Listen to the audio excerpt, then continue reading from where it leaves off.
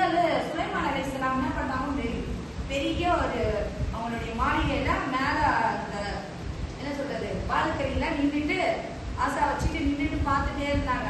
பார்த்துட்டே இருக்கும்போது இவங்க வேலை பயந்து அப்படியே பாக்குற மாதிரி வேலை செஞ்சுட்டே இருந்தாங்க. நின்றுட்டே இருக்கும்போது அவங்களுக்கு மலக்குள் மௌத் வந்துட்டாங்க. மலக்குள் மௌத் வந்து அவருடைய ரூஹ் எடுக்கப்பட்டுச்சு. ஆனா அவர் அப்படியே நின்ன நிலையில பார்த்த மாதிரியே இருந்தாங்க. அவங்களுக்கு அந்த ஜின்களுக்கு அந்த ஞானம் இல்லை. அப்போ ஜின்கள் வந்து எல்லாமே தெரிஞ்சுமான ஜின்களுக்கு எதுவுமே தெரியாது, அந்த ஞானம் அவங்களுக்கு இல்லை. அப்ப சுலைமான் அலைஹிஸ்ஸலாம் பார்த்து பார்த்து வேலை செஞ்சுட்டு இருந்தாங்க. சுலைமான் அலைஹிஸ்ஸலாம் 1 வருடம் வரைக்கும் அப்படியே நின்றுட்டு இருந்தாங்க.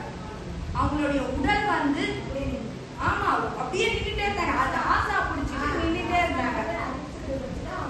ஆமா செல்ல அப்புறமா எத்தனை 1 வருஷம் நின்றுட்டு இருந்தாரு. அந்த 1 வருஷம் அப்படி பார்த்த மாதிரி அப்படியே அவங்கள ஒரு வேலை செய்யறோம் பாக்குறோம்ல, அந்த பார்த்த மாதிரி நின்றுட்டாங்க.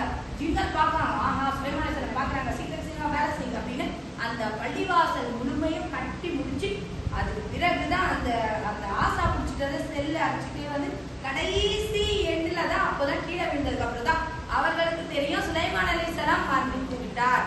எப்போ மறுபடியும் மன்னித்து விட்டாங்களே, நாம பாருங்க இந்த மாதிரி உங்களுக்கு தெரியாம இவ்வளவு வேலை செஞ்சுட்டோமே அப்படின்னு ஜின்கள் பேசிட்டாங்களாம்.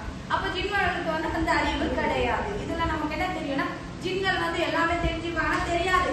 ஒரு சில ஜின்கள் பறக்கிற சக்தி இருக்கு, அது பார்த்துட்டு இப்படின்னு தான் சொல்லுவாங்க. ஆனா நம்முடைய வாழ்க்கை ஃபுல்லா தெரியும், இது மறைவான விஷயம் தெரியும்னா எந்த மறைவான விஷயமும் ஜின்களுக்கு தெரியாது. நம்ம போல மனிதர் அல்லாஹ் சொல்றா வஹலக்து ஜின்ன வல் இன்ஸ இல்லா லியஅபுதுன், நான் மனிதர்களையும் ஜின்களையும் என்னை வணங்குறதுக்காக படைத்தேன் அப்படின்னா நம்ம மாதிரி தான். நம்ம கண்ணுக்கு தெரியும், அவங்க கண்ணுக்கு தெரியல. சரியா? அல்ஹம்துலில்லாஹ். இதோட முடிச்சுட்டு கேள்வி பதில் போயிடலாமா?